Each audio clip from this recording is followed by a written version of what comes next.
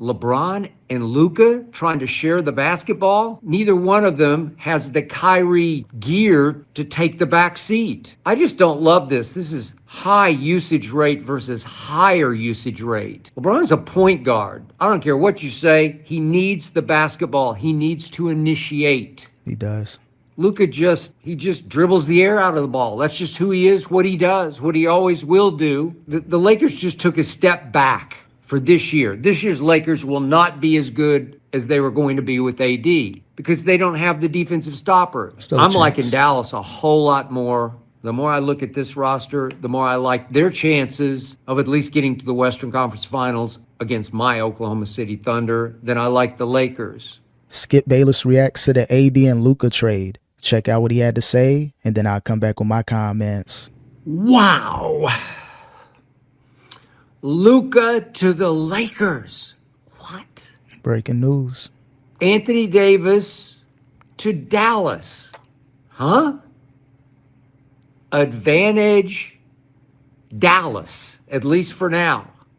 Yeah, 50-50. I've told you again and again, I really like this Lakers team as is. I didn't even think they needed to make a big move at the trade deadline to get good enough to get to at least the Western Conference Finals. I picked them before the year to get to the finals because they had 2 top 10 players, including 1 top 5 player, Anthony Davis. I don't know if the Lakers would have made the finals, but they were in contention. Believe they were the 5th seed, could possibly move up to the 4th seed. But I just think they're just one of those teams where they make the playoffs and anything happens. But winning a championship, I didn't see it with AD and LeBron.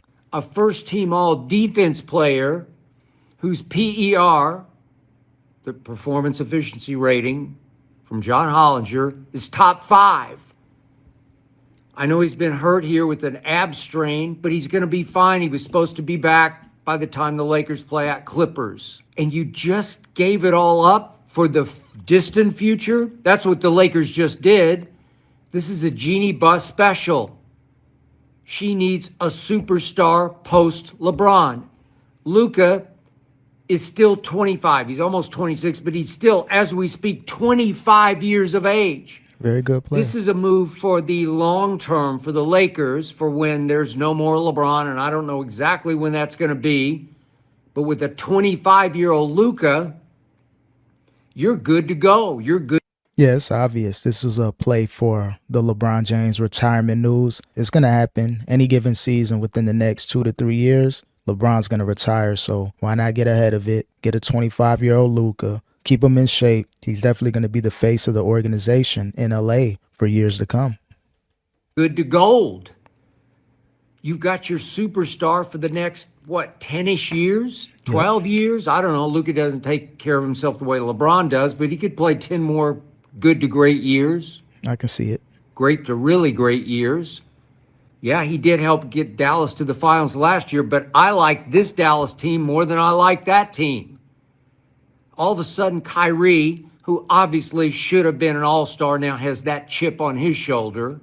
If anybody got snubbed, it's Kyrie. He's just an all-star. Just if I say the name, Kyrie Irving, all-star.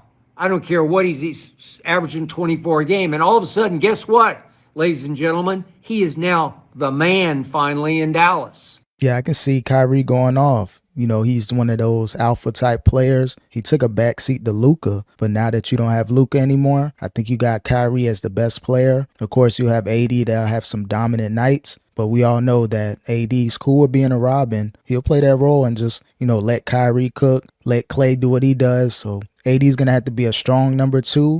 Maybe a number 1 option from time to time, but I look forward to seeing what Kyrie's going to do now that he's going to be the number 1 option.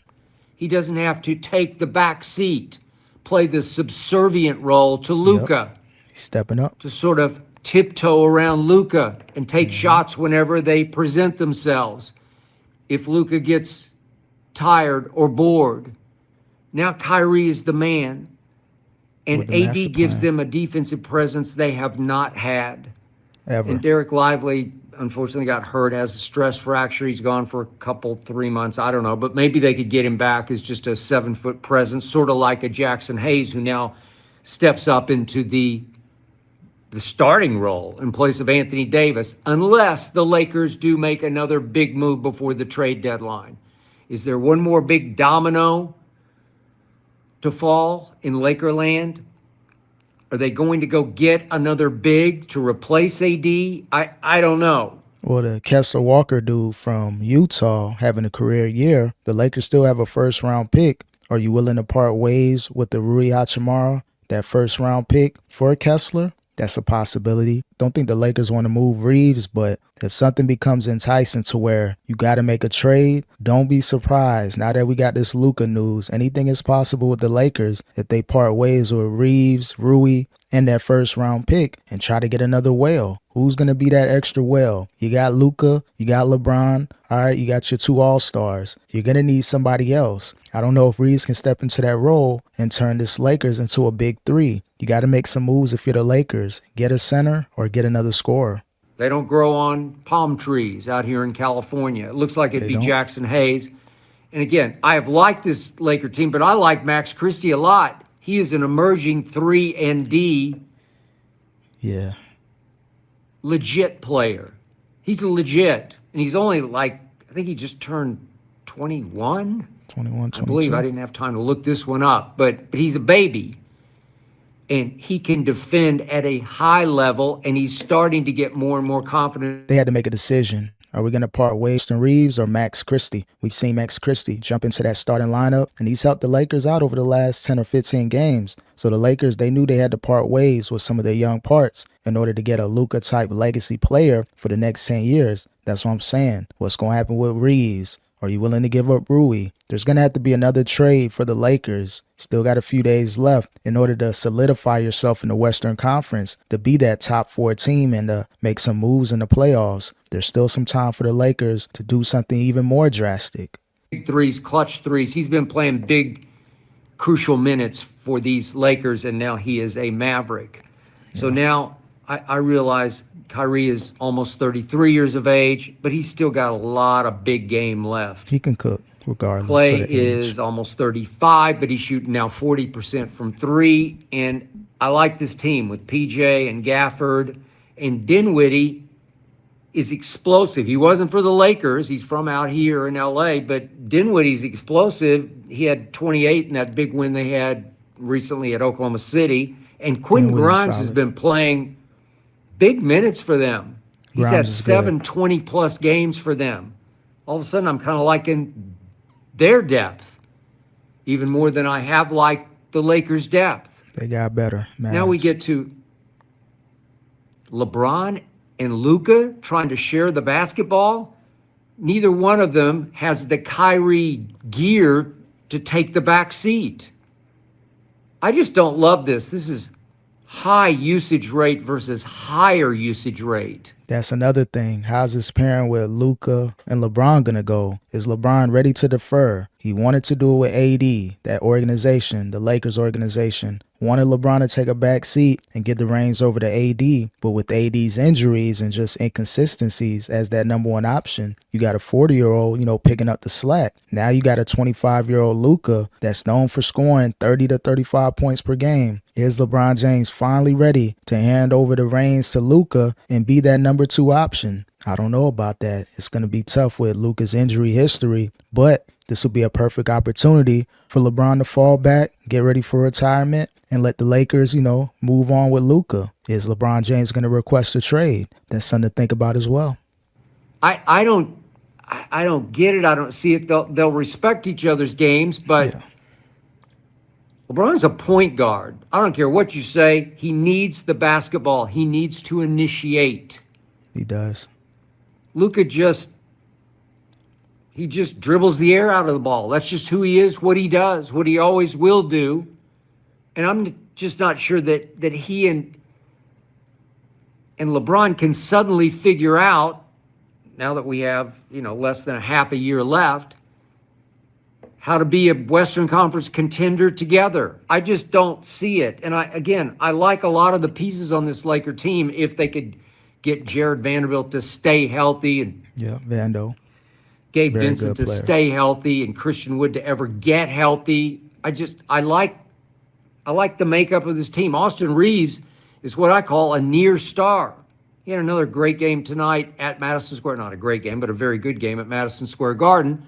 He can flat out play. As I tweeted during the game, people are still underestimating and underrating and undervaluing him because he doesn't look the part. And that's the thing with Reeves, what I was saying earlier. Can he step up and make this Lakers have a big three with Luka, LeBron, and Reeves? Can he be that add-on? Is he going to be able to consistently score 20 points per game? Of course, I don't expect him to, do some career averages and just go absurd out there because, you got to defer to Luka and LeBron. But can he be that third option, that consistent third option? Do the Lakers believe he can be that third option before the February 6th trade deadline? You know what I'm talking about. But he can play the part. My God. He's solid. Rui can play the part. He looks the part and plays the part.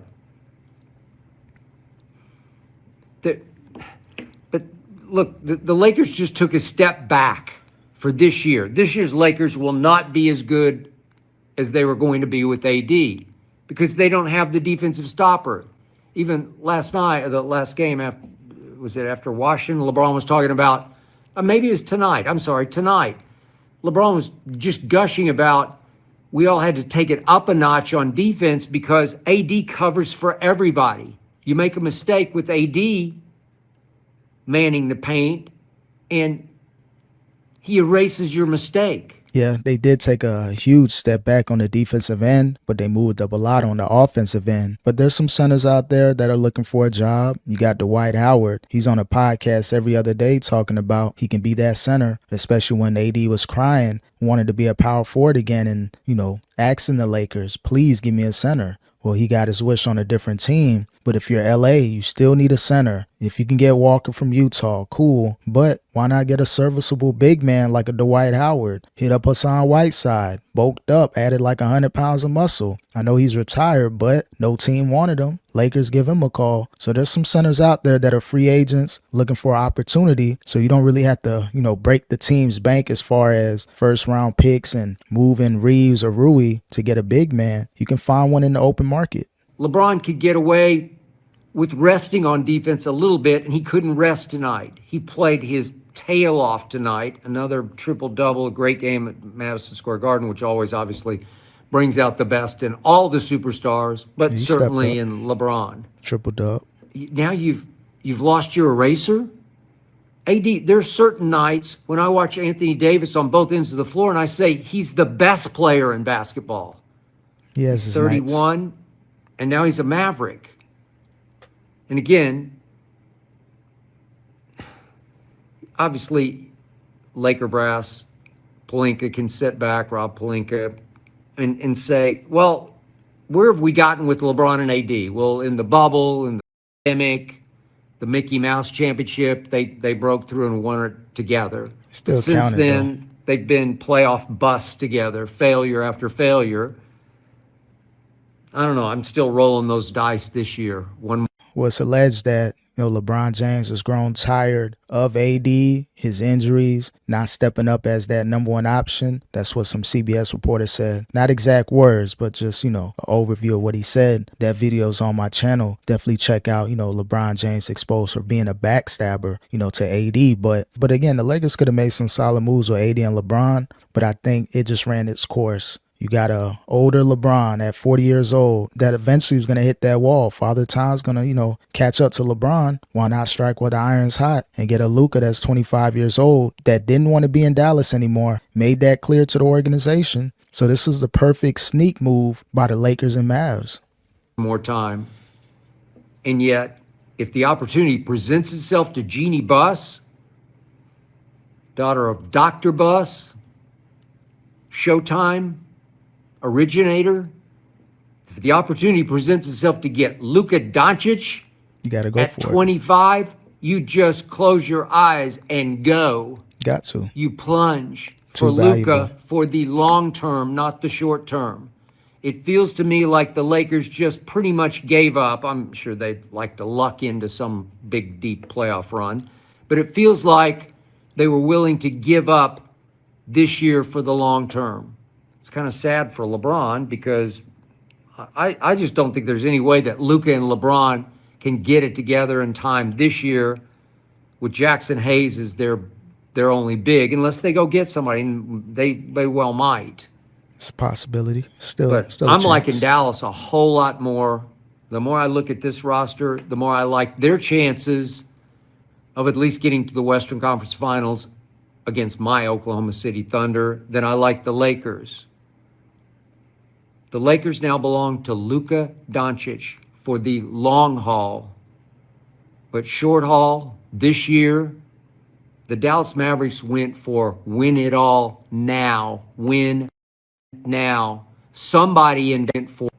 But short haul, this year, the Dallas Mavericks went for win it all now. Win now. Somebody in Dallas was all in right now. And it's not the owner of the football team in Dallas, as you well know. Yeah, the Mavs are win now. They got to win it all. You got an AD that's going to be healthy eventually. Got a Kyrie that can still cook, a Klay that can make some jump shots. So you might as well win it all before the Lakers figure it out, before OKC really figures it out. You got some teams in the top 4 that's going to give some problems to the Lakers and the Mavs. But, of course, short term, Mavs are looking good. But long term, I like this trade for the Lakers.